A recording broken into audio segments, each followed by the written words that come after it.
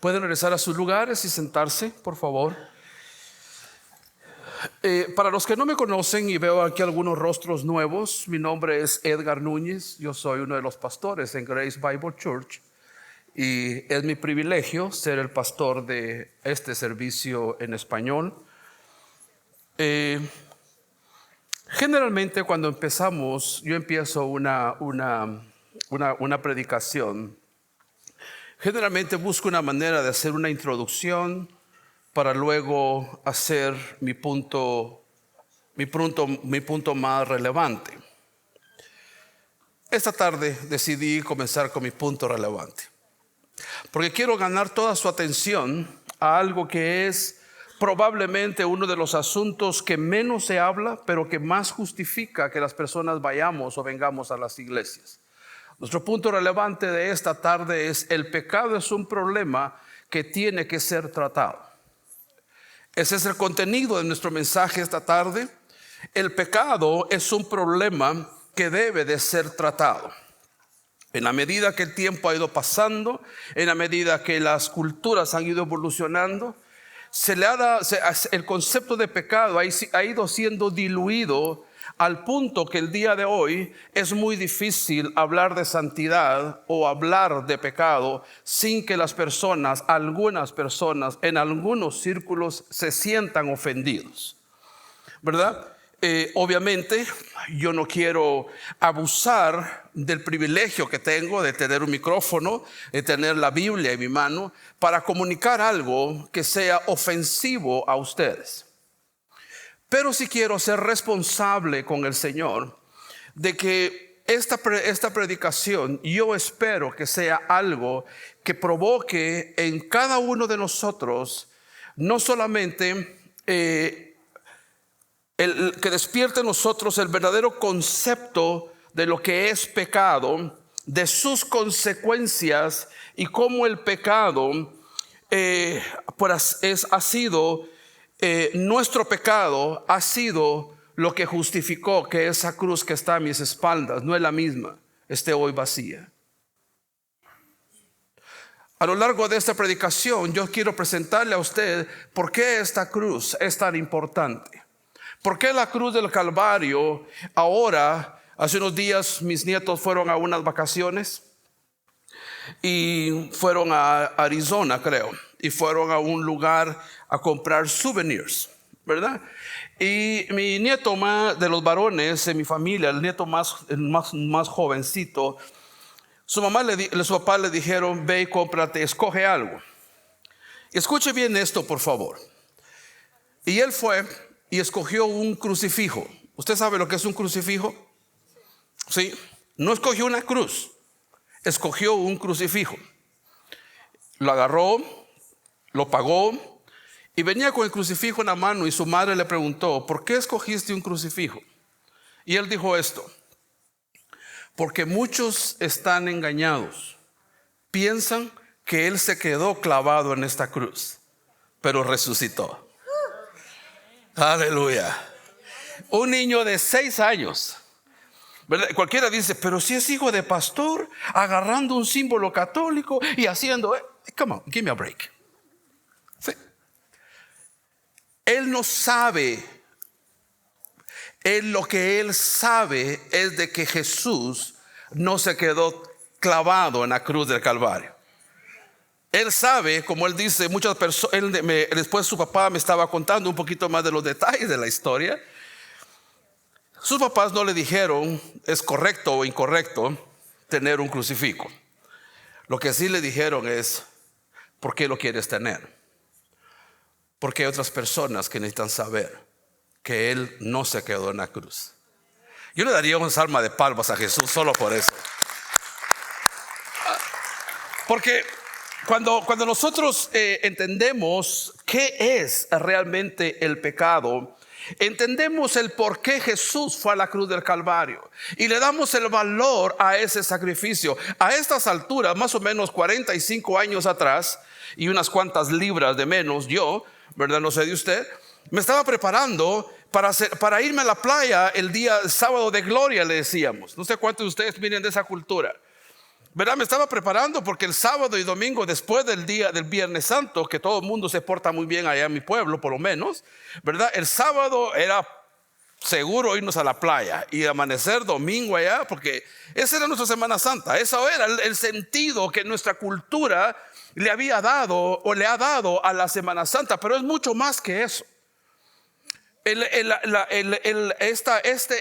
Este día, esta semana en el que conmemoramos todo su calvario y recordamos que Él fue crucificado, que Él fue a la tumba y que Él resucitó, tiene que tener en nosotros una profunda raíz bíblica, una buena razón de entenderlo para que podamos nosotros tener conciencia plena de qué es lo que estamos celebrando. Probablemente tus nietos no van a comprarte un crucifijo, pero van a hablar de lo que tú les enseñes al respecto del poder de la resurrección. Entonces quiero que usted me haga el favor de acompañarme. Voy a leer algunos textos. Quiero encontrar Génesis capítulo 1, versículo 27. Quiero que usted le preste mucha atención a esto. Génesis capítulo 1, versículo 27. Son dos versículos que le dan un giro a la historia humana. En Génesis capítulo 1 la Biblia dice: y creó Dios al hombre, subraye esta palabra, a su imagen. Creó Dios al hombre, ¿a qué imagen? A la imagen de Dios. Ahora, después de la desobediencia de Adán, después de la desobediencia del hombre en el jardín del Edén, están pasando varias cosas hasta llegar al capítulo 5, versículo 3, en donde dice: y vivió Adán 130 años y engendró un hijo que dice a su semejanza, conforme a su imagen, y lo llamó Set. Ningún ser humano después de estos eventos fue creado a la imagen de Dios como Dios lo intentó desde el principio.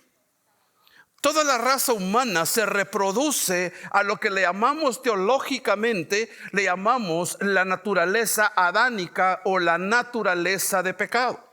Usted y yo necesitamos aprender a hacer el bien porque no nacemos buenos. Hermano, pero ayer nació mi nietecito y está lindo, un alma pura de Dios. Usted no diga que ya viene pecador. Si no le enseña a hacer el bien, puede llegar a ser un gran criminal.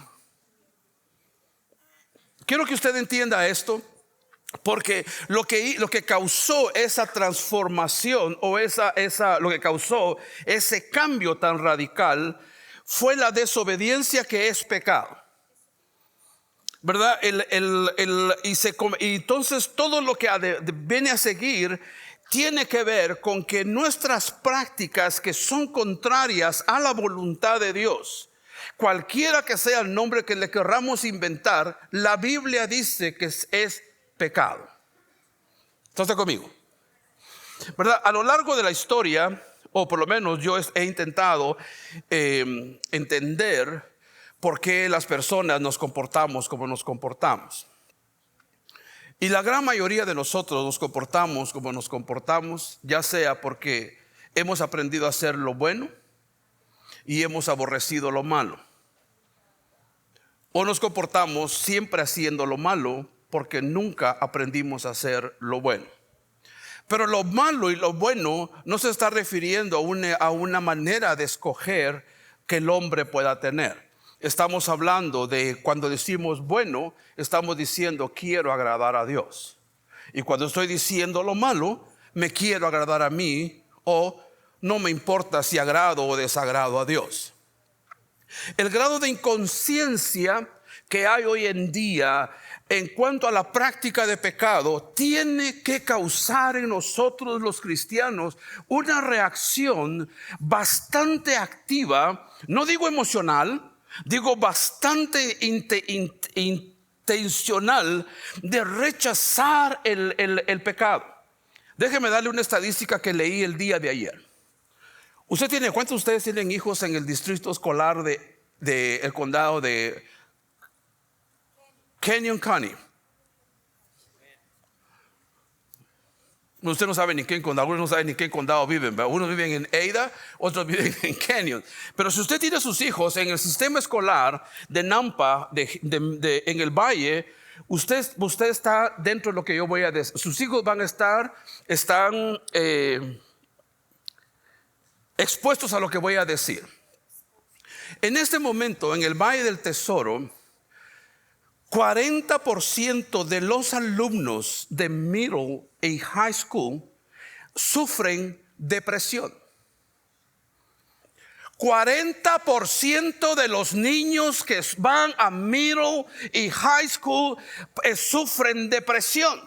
¿Y sabe usted qué es lo que los causa? Varias cosas. Una que está causando mucha depresión es la identidad de género. La pregunta que se tiene, soy niña, soy niño, y la ausencia de la influencia correcta en los hogares de que Dios solo crió hombre y mujer, y that's it. Hermano, pero eso usted está hablando de un asunto político. Yo no estoy hablando de política. Estoy hablando que cualquier cosa que sea contraria a eso es pecado. ¿Aló? Ay, pastor, yo no voy a regresar a la iglesia. Pues si no quieres, no, regrese, sí, mejor no se vaya, regrese. Espera, siga aprendiendo. Usted no sé si usted sabe que la gran mayoría no la gran mayoría, quiero ser más exacto, 32% de las adicciones están basadas en pecado. Las adicciones al sexo son tan comunes hoy en día que nadie dice nada por eso ahora. Es my choice. It's not your choice. ¿Quién crees tú que creó tu cuerpo? ¿Tú lo creaste? ¿Puede acaso el barro decirle al alfarero, yo quiero que hagas esto conmigo? ¿No es lo que la Biblia dice? Nosotros no le podemos decir a Dios que queremos que Él haga con nosotros. Nosotros tenemos que hacer lo que Él quiere que nosotros hagamos. Entonces, cuando hablamos de qué es lo que está pasando, tenemos que entender que cualquier práctica de pecado, cualquiera, y en la lista, si usted quiere, puede escribir Gálatas capítulo 5, por lo menos, versículos 17 a 22, y puede ver todas las obras de la carne, ¿verdad? Usted puede ver, por ejemplo, Mateo capítulo 6 y ver un montón de cosas que dice gente que no va a heredar el reino de Dios. Usted puede ir por la Biblia, por el Nuevo Testamento, por el Antiguo Testamento, y usted va a descubrir qué es lo que Dios dice no.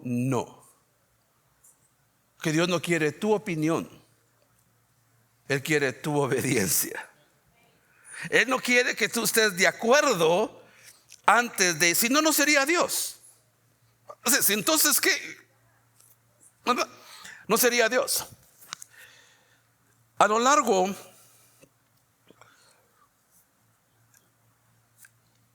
de este caminar en Cristo Jesús, yo he encontrado una verdad que los que me conocen ya de algún tiempo me habrán oído en algún momento hacer esta ilustración.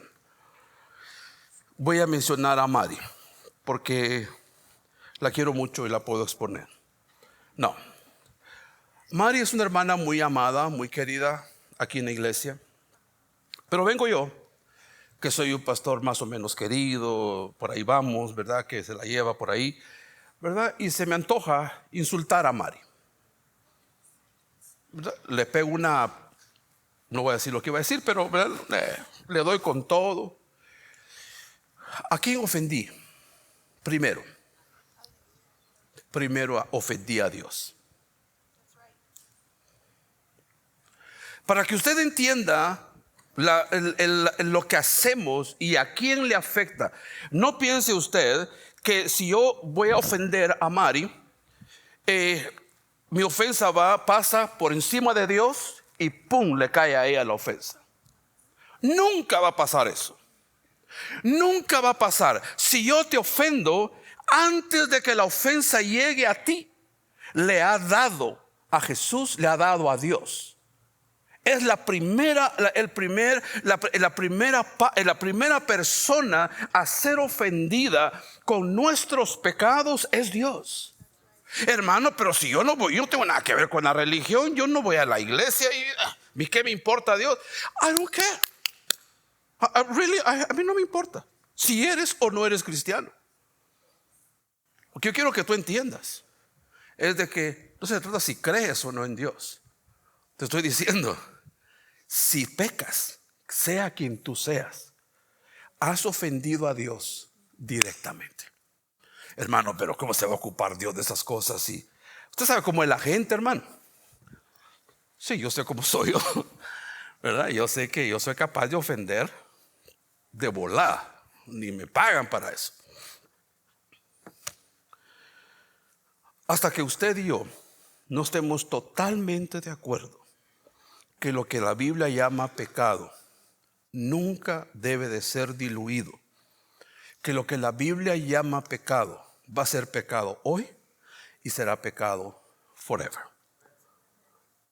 Tienes que entender, tú y yo necesitamos entender esto. Cuando ofendes a tu prójimo, no pienses que solo fue a tu prójimo. Ofendiste a Dios. Cuando cometes adulterio, no creas que primero ofendiste a tu esposa y a tus hijos. Ofendiste a Dios. Y puedo pasar por toda la lista de pecados con tal de argumentar contigo que cualquier cosa que se hace en contra de la palabra de Dios es una ofensa que la Biblia llama pecado. ¿Está usted conmigo? Ok. Quiero que usted me acompañe a Mateo capítulo 6, versículo 12. Este asunto del pecado no es otra cosa más que una deuda con Dios.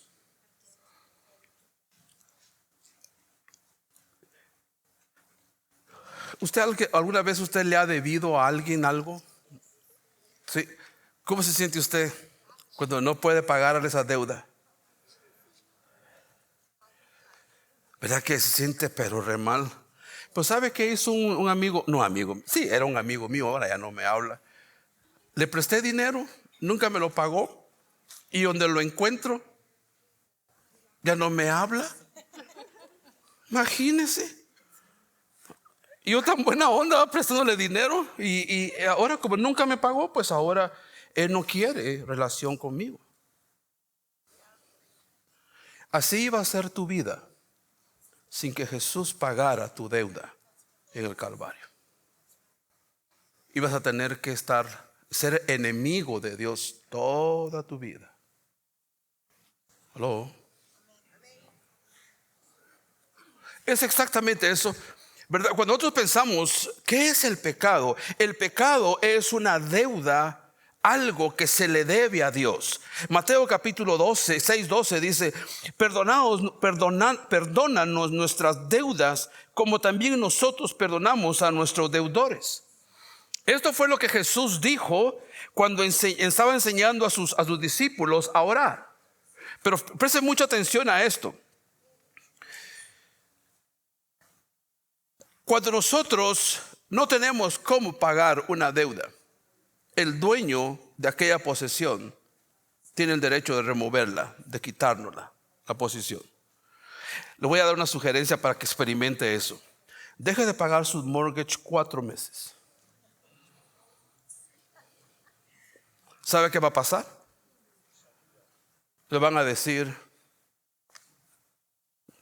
vete de aquí. Oh, no, a mí nunca, no, el dueño del banco a mí me va a perdonar. Él sabe que yo soy buena gente, él sabe que yo voy a la iglesia, mire, yo hago buenas obras y ellos me van a entender. No, igual te van a sacar. ¿Sabe que así mucha gente trata con el pecado? Piensa que le pueden seguir debiendo a Dios 1 año, 2 años, 3 años. Si no pudieron pagar 4 meses de mortgage, ¿tú crees que vas a poder pagar después de 65 años de edad como yo tengo? tu deuda acumulada mientras no te has arrepentido de tus pecados. Nunca. Pero ¿por qué las personas necesitamos ser llevados a ese extremo? Necesitamos ser llevados a ese extremo de entender que el pecado es una deuda que el hombre tiene con Dios, pero que a diferencia de una deuda secular, Dios está dispuesto a perdonarte esa deuda. Romanos en el capítulo 8 versículo 12 a 13 dice: así que, hermanos, deudores somos, no a la carne, para que vivamos conforme a la carne, porque si vivís conforme a la carne moriremos, y por el Espíritu hacéis morir las obras de la carne, viviréis. Esto es muy, para mí es muy claro. Todos nosotros en algún momento hemos sido deudores a Dios, le hemos debido a Él. Hace muchos años atrás, yo trabajaba para un banco en Guatemala, y yo no tenía cómo comprar una televisión por mí mismo, ¿verdad? Ahí no les voy a contar toda la historia, pero encontré un fiador para que comprara una televisión. Y me recuerdo que después de un tiempo yo dejé de pagar el bendito televisión. Pero me quedé con la televisión. Inteligente yo, bien pilas yo, ¿verdad? Me quedé con una televisión chiquita, que ustedes ya habían nacido, muchos de ustedes, pero no era ni a color. Era una cosita pequeña, como de 18 pulgadas, creo. Y había que golpearla atrás para que agarrara los canales. ¿Usted se recuerda de eso? Una cercha le puse de antena y en fin. Pero me quedé con la televisión y me recuerdo que cuando me convertí, la primera cosa que Dios puso en mi corazón era que yo tenía que pagar esa televisión. ¡Auch! Y había pasado mucho tiempo. ¿Y con qué cara iba a ir yo con mi fiador a decirle: te vengo a pagar la televisión? Lleno de vergüenza, lleno de, ¿verdad?, de esas cosas que uno siente. Finalmente me animé a llegar y le digo al fiador: Fernando, no sé si todavía está vivo el hombre. Le dije: Fernando, aquí tengo la televisión, ¿te la pago o te la devuelvo? Hijo de la... Y me dijo hasta de qué me voy a morir cuando me muera, ¿verdad? Estaba muy enojado el tipo, bien molesto. Me dice: tú no sabes lo que pasaba, mi crédito, tuve que pagar. Y yo así, mire usted, lleno de vergüenza enfrente de él. Me recuerdo tener la televisión en mis brazos, creo que hasta temblando estaba yo. Finalmente él dejó de alegar y recibió la televisión. El alivio que me dio. Esta ilustración es solo para decirte que cuando le debemos algo a Dios, Él no te va a avergonzar para que le pagues. Él no te va a pasar por los filtros de la vergüenza o de la condenación para que le pagues. Lo que Él va a hacer es amarte y conducirte al arrepentimiento. Creo que usted entienda bien esto. Es una deuda delante de Dios, y para pagarla necesitamos arrepentirnos de esa deuda para poder ser perdonados. Otra cosa que es el pecado es enemigo de Dios. Hace unos días estaba hablando con alguien y me dice: pero ¿cómo yo puedo ser, por qué yo debo de considerar a una persona que me ha ofendido mi enemiga? Porque eso es, ¿verdad? No es que enemigos pensamos los soldaditos, ¿verdad?, los de color rojo contra el color amarillo son enemigos y se están peleando, los apaches en contra de los americanos, y pensamos en enemigo en esa. Pero no, nosotros somos, cuando nosotros no conocemos a Dios y estamos en pecado, y cada pecado que se practica es enemistad con Dios. O sea, somos literalmente ofensores de Dios. Ahora, hay personas que piensan: pero ¿cómo es que yo voy a ofender a Dios si Dios es amor? Sí, Dios es amor, pero también es un Dios justo. Cuando las personas llegamos a la firme convicción de que un pecado cualquiera que él sea, es una manifestación de nuestra enemistad a Dios. Santiago capítulo 4, versículo 4 nos enseña. Dice: adúlteros, ¿no sabéis que la amistad del mundo es enemistad contra Dios? Cualquiera pues que quiere ser amigo del mundo se constituye en enemigo de Dios. La práctica del pecado que el mundo tolera, que el mundo dice está bien, no te preocupes, o sea, si eres amigo del mundo, eres enemigo de Dios.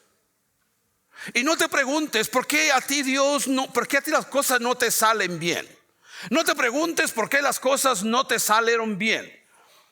No te van a salir bien hasta que vuelvas a ser amigo con Dios.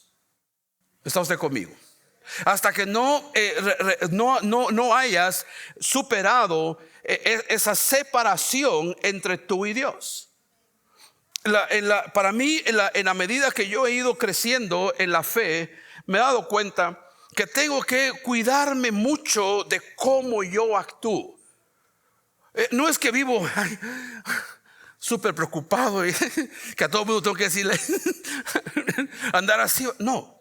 Pero soy muy consciente de que mis acciones o agradan a Dios o lo desagradan.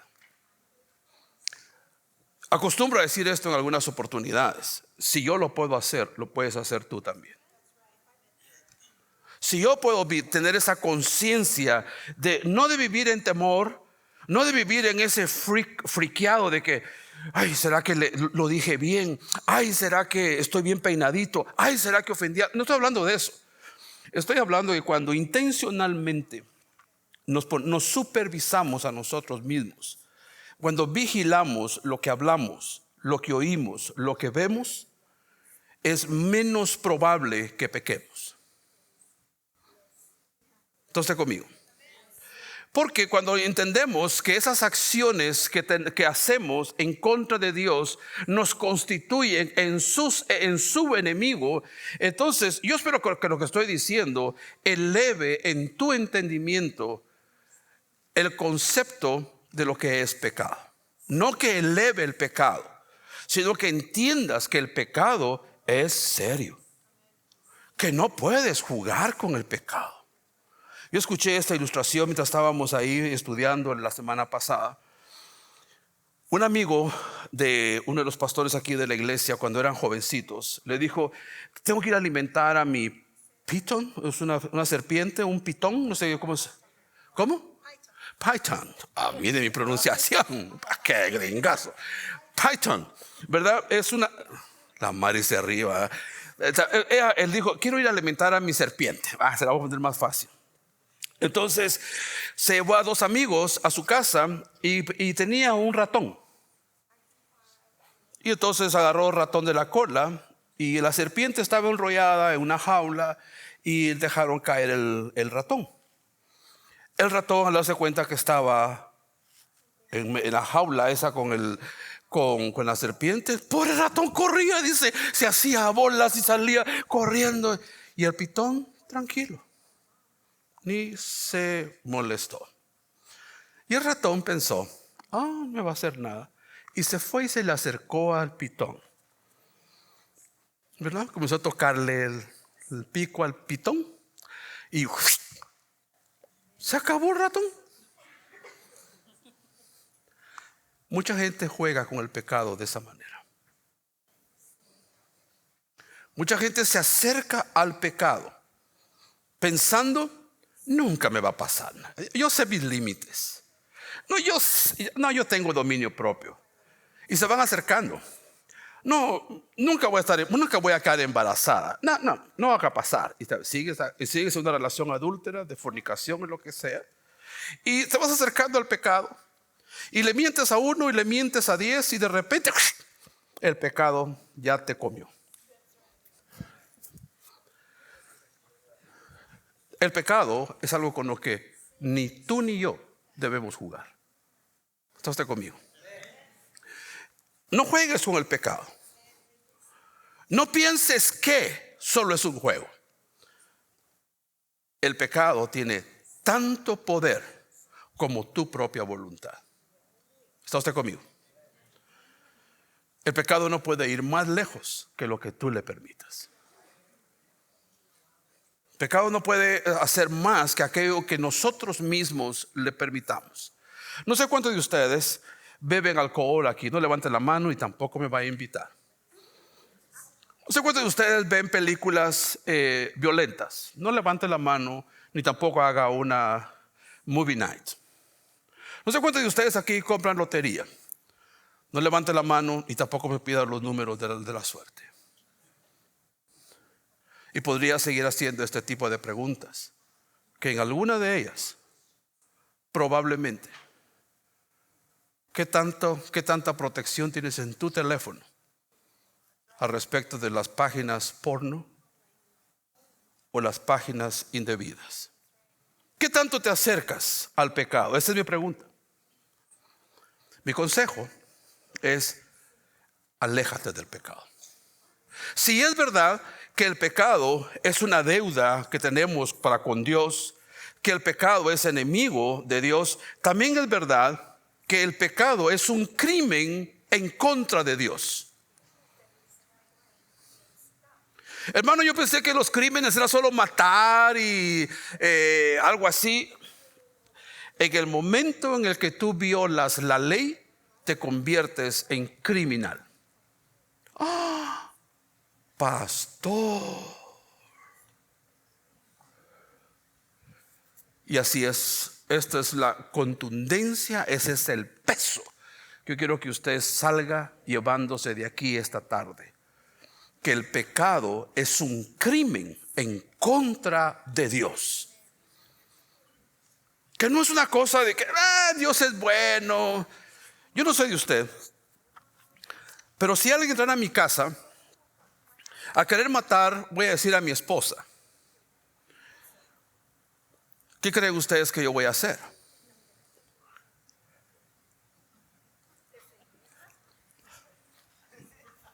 ¿Verdad? Yo voy a ver cómo le hago, ¿verdad? Tal vez en lo que subo a mi caja fuerte y abro, si me olvida la clave y saco mi arma, ya se la mataron a mi pobre viejita, ¿verdad? Pero espero que eso nunca pase, ¿verdad? Pero lo que quiero que usted entienda, usted y yo entendamos, es que un crimen delante de Dios, eres tú la única persona que lo puede evitar. Hermano, ore por mí porque fíjese que tengo problemas con drogadicción. Yo voy a orar por ti para que te arrepientas. Voy a orar por tu salud mental. Voy a orar por tu salud física.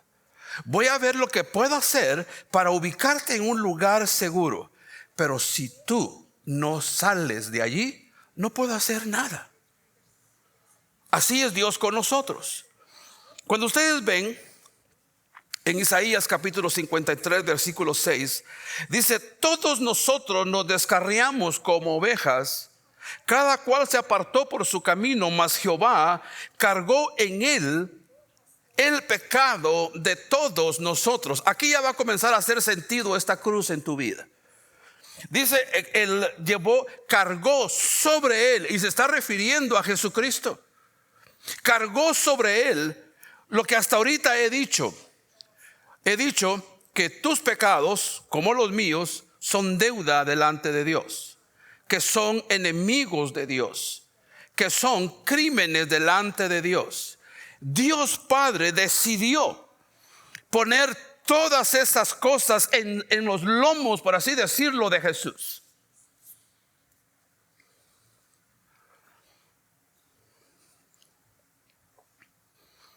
Capítulo 10 de Marcos, versículo 45 dice: Él vino a dar su vida en rescate por muchos.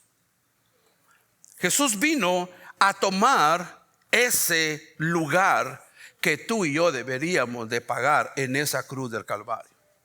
Si eso para ti no hace sentido, escuchaste un set de 4 alabanzas el día de hoy. Desde la primera canción hasta la última canción, fueron intencionalmente escogidas para traerte en una secuencia de entender la obra de Jesús en tu vida y en dónde fue que Él actuó. Pero para muchas personas no hace ningún sentido ni la primera, ni la segunda, ni la tercera, mucho menos la cuarta canción. Oh, pero la armonización estuvo linda. Oh, hubieran visto. Oh, si ustedes supieran cómo canta de bonito. Para mucha gente, la alabanza es música, poesía. Pero la alabanza no es solamente eso, son declaraciones que hacemos, o ya sea en gratitud a lo que Dios ha hecho por nosotros o reconocimiento de quién es Él. Yo no soy muy amigo de las canciones que dicen gimme, gimme, my name is Jimmy. Yo no soy muy amigo de las canciones que dicen dame, dame, dame, dame, dame, dame, dame, dame, dame, dame, dame. Yo no soy muy amigo de eso. Hay lugar para ellas. Yo soy más amigo de lo que la Biblia dice. Dios es digno de honra, de gloria, de honor y de alabanza. Esa es mi preferencia. Pero ¿por qué yo le voy a dar gloria y honra a Dios si no entiendo de qué Jesús me ha salvado? De qué Jesús, por qué Jesús vino a morir a la cruz del Calvario. ¿Por qué esta Semana Santa, que en muchos países no tiene nada de santa, ¿verdad?, es tan relevante para el mundo cristiano? ¿Por qué es tan relevante? Yo no sé si usted, pero yo me recuerdo cuando yo era niño, en mi casa todos los viernes, creo que eran por 4 viernes o algo así, no se comía carne. Y hasta ahorita no entiendo cuál es el rollo. Creo que sí lo entiendo. Pero cuando yo llegué a Río de Janeiro, me recuerdo de misionero, yo no tenía noción mucho de a quién iba a ofender y qué no. Y me recuerdo que la primer viernes santo que le llaman, yo organicé un picnic con la iglesia en Río de Janeiro. Y ahí estoy yo, porque en Río de Janeiro se compran las piezas de carne. Y yo preparé mi carne y la tenía ahí. ¿Sabe cuánta gente comió? Casi, solo yo y mi familia. Yo no sabía que para muchos cristianos también comer carne el día viernes no es permitido. Qué bueno, ¿no? Porque se ha relacionado más al hecho de que es una tradición, al hecho de que es una costumbre. Se ha relacionado más a un día más festivo, como Navidad, como Año Nuevo, como el Día de la Patria, como algunas personas dicen aquí el día del chunto, así dicen ustedes, del pavo o del chompipe, como usted le diga en su país, ¿verdad? Ya no es acción de gracias, sino que es el día del chunto, del pavo, del guajolote, como usted le diga allá en su país, ¿verdad? Y los días festivos se vuelven tan rutineros, pero este día de resurrección no puede ser visto, no debe de ser visto como un simple y cualquier día festivo. Tenemos que entender nosotros que es un día conmemorable que transformó la historia de la humanidad cuando Jesús resucitó. Que esto no fue, mi nieto tal vez no tiene toda la teología que necesita entender, pero si un niño que tiene deshabilidades mentales, daño físico en su cerebro, consigue entender que ese crucifijo significa que un día Él fue a la cruz, pero también un día Él resucitó. Si un niño así lo puede entender y lo puede explicar, usted y yo lo podemos hacer. Pero para poderlo entender bien, tenemos que aceptar nuestra responsabilidad por el pecado. De las cosas que hacemos. Pastor, yo no tenía intención. Se me chisporroteó, decía alguien en la televisión. Se me salió, ¿verdad? Cuando sentía lo había hecho. Dios no te va a quitar la responsabilidad. Aunque no haya sido tu intención, si es pecado, pide perdón. Si es pecado y lo practicas, deja de practicarlo. Quiero que usted me acompañe. Me estoy acercando al final de esta gritadera que tengo. Se puede decirle que el pecado es lo que ya dije. Creo que usted lea Mateo capítulo 27, versículos 45 a 54. Dice: desde la hora sexta había tinieblas sobre la tierra hasta la hora novena. No voy a tomar tiempo para explicar todo esto, porque es un asunto que inclusive trae controversia para algunas personas que cuestionan por qué dice que fueron 3 días, pero si murió el viernes, 3 días para el domingo solo son 2 días. No quiero entrar en eso, ¿sí? Si usted quiere que le explique, se lo explico en personal. Pero quiero que usted entienda esto. Versículo 46. Y alrededor de la hora novena, Jesús clamó a gran voz diciendo: Elí, Elí, tema sabactani. ¿Usted cree que así fue ese clamor? En la Biblia, esta palabra clamó a gran voz solo una vez es usado en toda la Biblia, y es cuando dice clamó a gran voz. Es una palabra en griego que significa Elí, Elí, Elí, lama sabactani. Significa literalmente eso. Dice lama sabactani, Elí, Elí. Fue ese momento en que Jesús recibió todo el peso del pecado. Si tú lo lees como lo leí al principio, Elí sabactani, no te va a hacer mucho sentido. Pero si tú lo entiendes, Dios, ¿por qué me abandonaste? En el siguiente grito que aparece en la escritura: ¿por qué me dejas? ¿Por qué? Pero él no estaba diciendo: Dios, mira, sería bueno que hagas ¿verdad? Está difícil esto. No, el corazón de Jesús, su cuerpo entero, su dignidad, quien él era, estaba conmovido por tu pecado, por mi pecado. Se lo estaban echando encima y él no lo merecía. Elí, Elí sabactani. Oh, está llamando a Elí, dijo un par de que estaban ahí en esta escritura. Oh, está llamando a Elías. Y después, cuando Jesús estaba agonizando, los soldados se quedaban viendo, a ver, que venga Elías a salvarlo, pues, siendo sarcásticos en contra de él. Tú y yo tenemos que entender que ese grito desgarrador de Jesús, cuando él recibió el peso del pecado, de tu pecado, eso es algo que debe de moverte a ti a caminar en constante arrepentimiento de cosas que hacemos que no le agradan a Dios.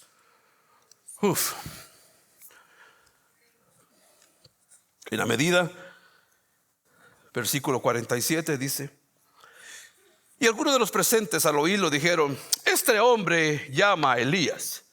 Y uno de ellos corrió al instante y tomó una esponja, la empapó de Gatorade. No, es vino corrompido, es vino podrido. A eso le llamamos vinagre cuando es comestible. Pero en este caso era literalmente algo que iban a tirar, o se tira a la basura, o se le da a una persona que está a punto de morir. Ese vino, o ese vinagre, como dice la escritura, se fue a los labios de un hombre que nunca profirió mentira, a un hombre que nunca dijo algo malo al respecto de ti o de mí. Al contrario, sus palabras son vida. Lo que recibimos de la boca, de lo que los soldados hicieron con Jesús, de la boca de aquel hombre que sin merecerlo estaba sufriendo, lo que oímos de su boca son palabras de bendición. Y luego dice el versículo 5: y volvió a clamar a gran voz. Una vez más, escuche bien esto: y entregó su espíritu. Y he aquí, la cortina del templo se rasgó de arriba abajo. Eso es poderoso. Eso es fantástico. No se rompió. Yo no sé cuántos de ustedes vieron unos programas que había antes de unos gente fuertones, así como yo, no como yo, pues, pero sí gente fuerte que rompía las guías de teléfono. ¿Alguna vez vieron eso? Gente que agarraba las guías de teléfono y las rompía. ¿Va? Man, yo ni un sobre puedo abrir a veces. Hay que buscar una tijera o algo. ¿Va? Pero el poder que rompió el velo de arriba hacia abajo fue el poder que actúa en ti el día de hoy. El poder que te va a llevar al arrepentimiento. El poder que te va a llevar a poder poner en tu corazón la palabra y poder actuar en ella. Hágame el favor de acompañarme a Juan capítulo 19, versículo 30. Que es en donde es declarado ese tercer grito o ese grito de esos tres que hay en la cruz del Calvario. Jesús tomó el vinagre y dijo: consumado es. Él no dijo it's done. Oh, ya terminé. ¿Verdad? Yo me recuerdo cuando le estaba enseñando a cortar la grama a mi hijo. Terminaba y me decía: ya terminé, y me dejaba la máquina ahí en el patio. No has terminado, viejo. Tienes que recogerla y guardarla. Pues tienes que limpiarla. O sea, Jesús no estaba diciendo it's done, está consumado. No. Dice la escritura, en el idioma original dice, cuando él dijo eso, su corazón hizo algo como esto. Está consumado. Está hecho. Yo soy un mal actor. Ya se dio cuenta. Lo que quiero comunicarte es, cuando Jesús murió en el Calvario, completó la obra que tú y yo necesitábamos para ser otra vez hechos hijos de Dios. Está hecho. ¿Sabes una cosa? Tú no puedes hacer nada para salvarte. Tú no puedes hacer méritos para ganar más cosas de parte de Dios. Solo tienes que aceptar lo que Jesús hizo por ti en la cruz del Calvario. Quiero pedirle a mi hermano Andy que suba por favor al piano. Y entonces quiero que tú entiendas tres cosas, tres verdades bíblicas que son de gran valía para que tú aceptes que el caminar en estas cosas te va a llevar a una vida de santidad. Jesús se convirtió en nuestro mediador.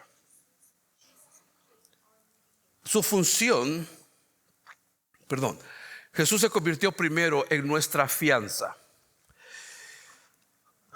No sé si ustedes entienden lo que es una fianza, ¿verdad? Pero yo me recuerdo que cuando Flor y yo compramos nuestra primera casa en 1999, yo no tenía crédito en los Estados Unidos. Entonces fui al banco y me dijeron: sí, te podemos dar un préstamo para comprar tu casita, claro, pero no tienes suficiente crédito, entonces no calificas. Entonces hablamos con un amigo y me dice: yo puedo ser tu fiador. Y sure enough, regresé con un hombre, medía como 7 pies, un enorme gringón de ese tamaño, amigo, muy lindo el hermano. Ya está con el Señor, por cierto. Él criaba caballos en Montana. Y eso fue ahí en el estado de Oregon. Entonces cuando entramos con él al banco y firmó él el papel, mi fiador, lo que él estaba diciendo es: yo soy bueno para pagar esta deuda. Eso fue lo que Jesús hizo por ti. Cuando él pagó la fianza, por así decirlo, tu multa, dijo: I am enough. Yo soy suficiente para pagar esta deuda.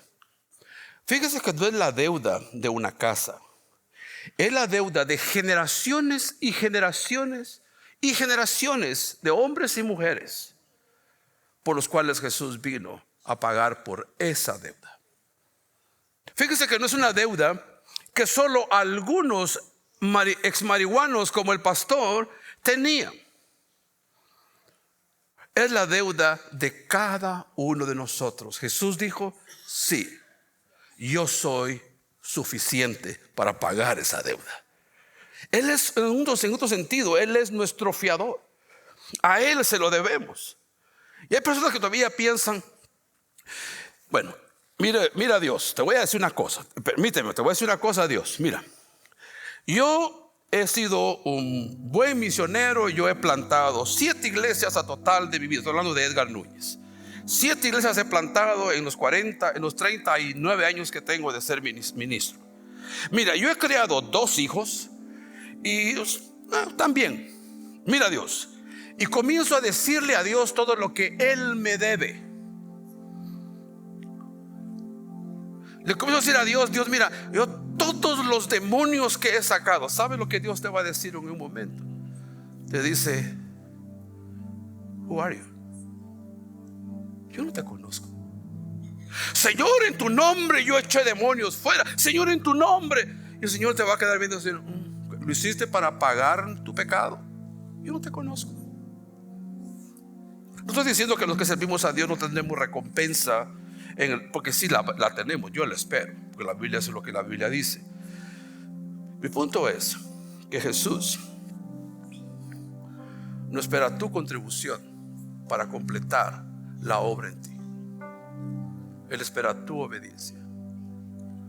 Él no espera que tú decidas qué es lo que no vas a hacer con tal de ganar salvación. Él ya pagó la deuda. Tú no debes nada más. Jesús es nuestro mediador. En mi trabajo como family consultant, como consejero, hay ocasiones que me toca ser el mediador entre conflictos. No es una posición fácil, ¿verdad? Porque los dos lados tienen razón. Por lo menos así se ve. Desde la perspectiva de yo tengo razón.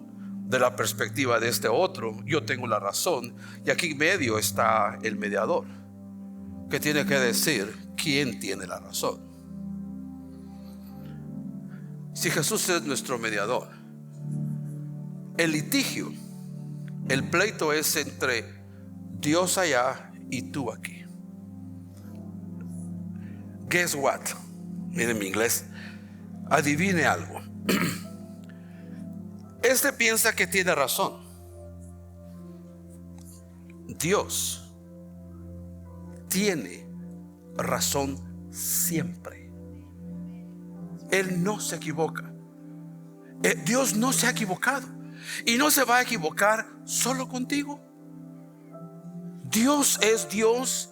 Él es creador, Él lo sabe todo. Él es Dios y no tengo que hacer mucha propaganda de Él, porque Él es Dios. Ya le quedó a usted bien claro. Ahora, aquí está el hombre diciéndole a Dios, mira Dios, hice esto por esto y parará, catacatraca, fíjate que tarararara. Y aquí está el mediador diciendo, ¿sabes qué? Todo lo que has hecho malo, yo lo entiendo, ¿sí? Yo he sido tentado con las mismas tentaciones con que tú has sido tentado. Y él le habla al Padre. Él es el único mediador entre Dios y los hombres. Y lo que voy a decir probablemente va a ofender a algunas personas. La Virgen María no es tu mediadora. San Martín de Porres tampoco es tu mediador. El espíritu de tu abuelita tampoco es tu mediador. Nadie puede interceder delante del Padre a no ser Jesús, el justo, el santo, porque Dios no tiene comunión con las tinieblas. Él no va a aceptar que mi abuelita venga a decir, mira, el negrito que está predicando ahí, sí, es de mi nieto, salió bueno el muchacho. Después de unas cuantas sacudidas se compuso el patojo. Hazle el favor de darle un lugar. Mi abuela no tiene ese poder. Pero usted sabe que hay personas que creen que alguien más tiene poder para interceder entre ellos y Dios. No lo hay. Solo Jesús. Solo Jesús puede mediar entre Dios y los hombres, dice la Escritura. Y aquí viene la parte que a mí no personal es muy emotiva para mí. Jesús se convirtió en mi sustituto. ¿Por qué esto es emotivo y es muy especial para mí? Porque yo he sido un pecador grosero. Porque yo he sido un hombre que comenzó en la vida de pecado desde muy niño. Yo comencé a practicar pecado conscientemente, literalmente. Yo sabía que estaba haciendo algo que ni le agradaba a mis tutores, porque no tuve papá ni mamá. Bueno, sí lo tuve pues porque no nací de accidente, pero yo soy un huérfano, para que usted me entienda un poco más fácil. Yo comencé a practicar pecado desde muy niño. Desde muy niño. El último año que mi madre estuvo viva, la última Navidad, antes de la última Navidad, en mi país había unas monedas que les llamaban, eran unas monedas de plata, que era el valor de 50 centavos de quetzal. Probablemente algunos que están aquí de mi edad, no, ninguno hay de estos aquí, se va a recordar esas monedas. Y tener una moneda de medio quetzal de plata me daría a mí la oportunidad de ir a comprar lo que yo quisiera. Vine en no sé en qué momento y fui a lo que en Guatemala le llamamos a bolsear a mi mamá. ¿Sabe lo que es eso, verdad? Le fui a meter la mano a la bolsa sin que ella se diera cuenta. Agarré la moneda, me la metí a la bolsa y salí silbando. Y me fui a la calle. Y en la calle levanté una piedra y puse la moneda debajo de la piedra. Y al ponerla debajo de la piedra, regresé caminando por donde estaba la piedra. Y yo que pateo la piedra, ¿y qué me encuentro debajo?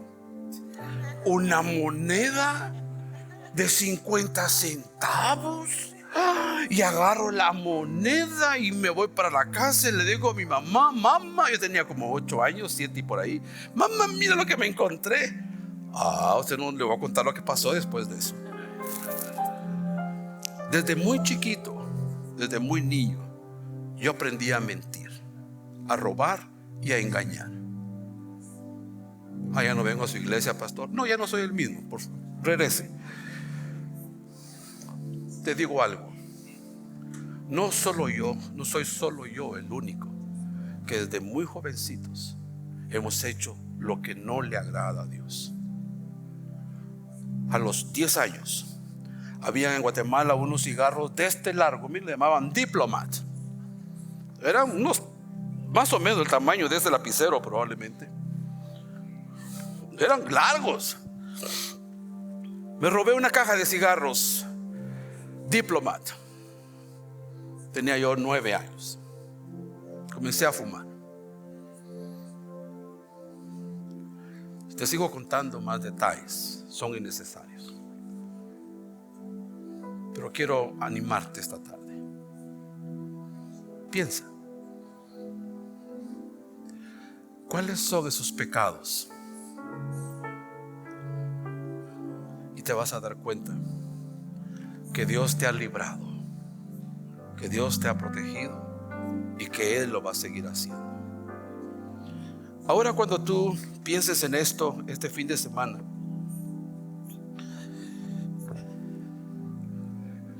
mira para la cruz y ya no la mires como un símbolo cristiano, lo que sea. Mira en esa cruz. Ahí deberías de estar tú.